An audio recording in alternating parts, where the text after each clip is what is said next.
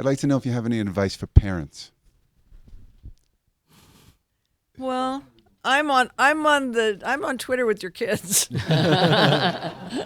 Uh-oh. Just No, kidding. I think the problem with parents is we can't stop telling our kids what to do, and it's hard.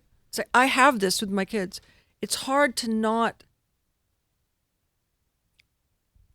still try to make them do what you want them to do, and sometimes you just have to think of them as people and not your kids, and you have to cut them some slack, and you also have to do some fun things with them, so that they forget that you're just there to boss them around, and a lot of times you don't have time, you're busy and whatever, and also you start fighting teenagers. I mean, they're crazy and they should just be sent away until they can come back and be normal.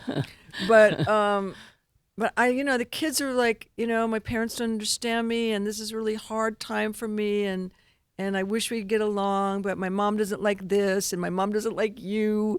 And I went, doesn't like me? That's impossible.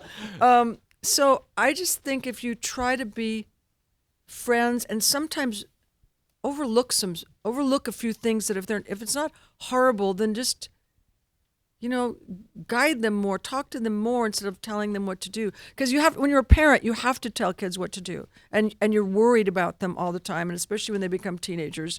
I mean, my mom, I thought I was like the model child. I never spoke back. I was, I didn't lie. That was something, and I didn't litter. My mom was very, but I used to take her car. Wait, excuse when me, I at was 13. 14 or 13 yes. or 14. I learned how to drive when I was 11, and I would take my sister, and we would go into Hollywood Boulevard and get hot dogs and watch people go by, So I was a little bit of a strange personality.